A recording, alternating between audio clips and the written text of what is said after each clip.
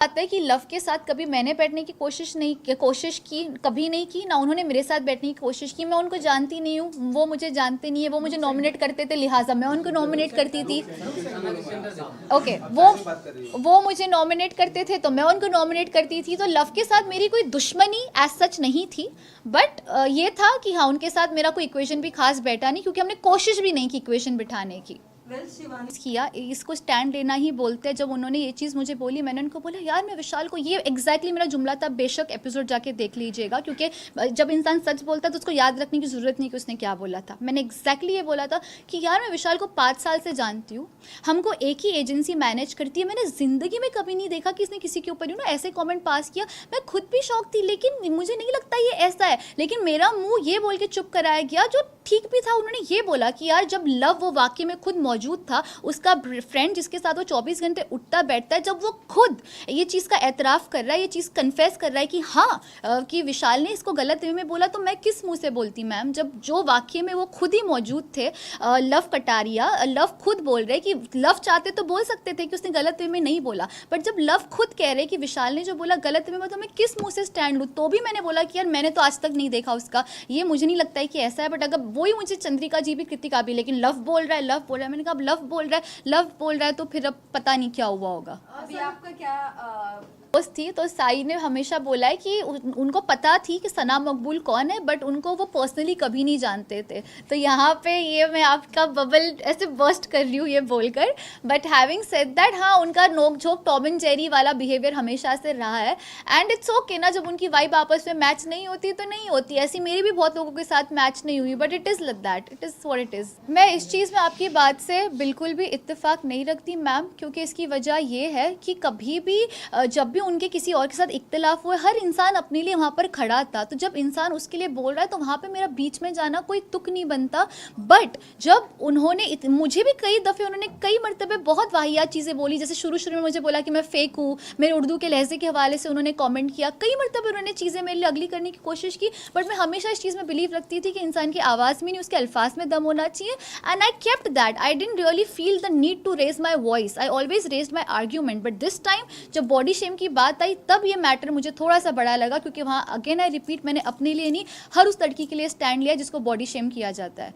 कोई कॉम्प्लीमेंट देना चाहूँगी, आला दर्जे की स्क्रिप्ट राइटर बन सकती हो। मतलब आपने टकरार हुई, फिर प्यार हुआ, फिर टकरार हुआ, वो जोन बिठा दिया। नहीं यार, था एलिमिनेशन टास्क, तो 13 मिनट मुकम्मल करने थे। इसी बीच जो दूसरे कंटेस्टेंट्स थे उनको हमें डिस्ट्रैक्ट करना था।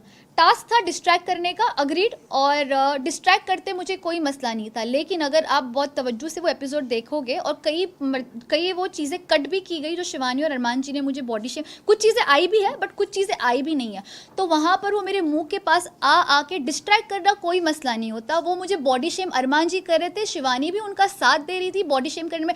इनकी हील देखो, इनका चेहरा देखो, मेकअप लगा के थोप के घूमती रहती है, ऐसे सारे वो कॉमेंट्स पास कर रहे थे डेरोगेटरी मेरे हवाले से हाइट को लेके। And I will still say कि शिवानी दिल की अच्छी है, वो बड़बोली है, वो दिल की अच्छी। कई मर्तबे वो सोबत में होता है ना कि अरमान बोल रहा है तो मैं भी बोलूँगी, वो सोबत में उसने वो किया। और मुझे बुरा इसी बात का भी लगा कि वो मेरी 4 या 5 दिन पहले अच्छी दोस्त बन गई थी, और मैंने उनको ब्रेसलेट एक दिया था डायमंड का, ये बोल के कि अब तू मेरी आला दोस्त है, बड़बोली है पर दिल की अच्छी। तो उसकी मेरी दोस्ती बैठ गई, तो मैं देख रही हूँ इतनी शिद्दत से मुझे डिस्ट्रैक्ट कर रही है, मतलब इतना दिल से चाहती है कि मैं घर से बाहर हो जाऊँ, और डिस्ट्रैक्ट कर भी रही है, प्लस ऐसे कॉमेंट्स पास करिए बॉडी शेम वाले, शायद अनजाने में अरमान जी की सोबत में उसने किया।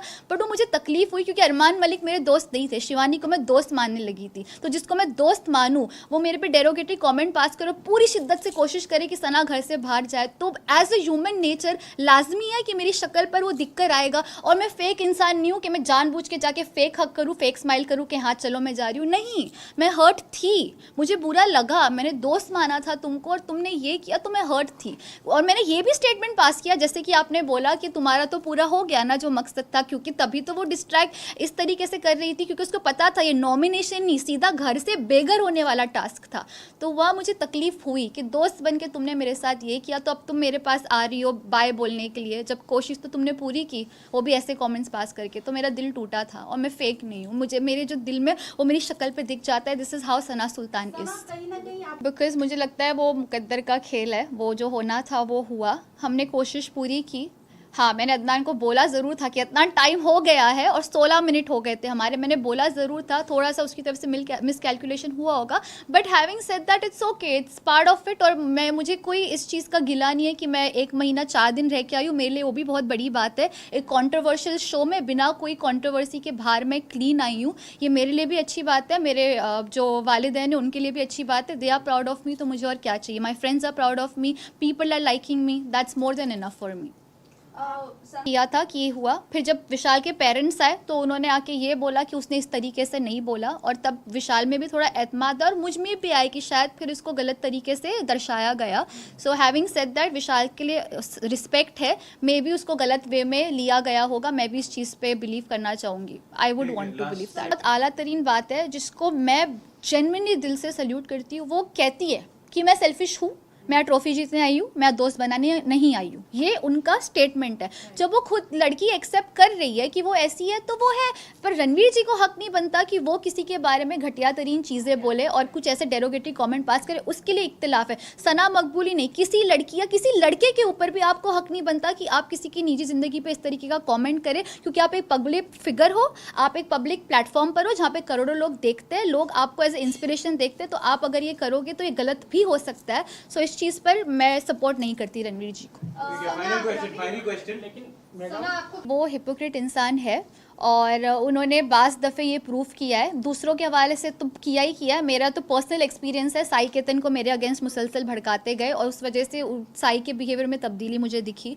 उसके अलावा उन्होंने मुझे बॉडी शेम किया, जैसे कि विशाल के ऊपर उन्होंने किया। तो ये सारी चीज़ें इस बात का प्रूफ है कि वो अपने आप को इतना कॉन्फिडेंटली ओवर कॉन्फिडेंट है कि वो बाहर नहीं निकलेंगे। वो उनके बिहेवियर में दिख के भी आता है, बट पता है क्या, असली जर्नी बिग बॉस में नहीं, असली जर्नी बिग बॉस से बाहर आके चालू होगी कि आप वहाँ क्या छाप छोड़ कर आए हो। तब आप भी हो, मैं भी हूँ, हम देखेंगे कि वो क्या छाप छोड़ कर आए और ऑडियंस उनको किस तरीके से देखती है।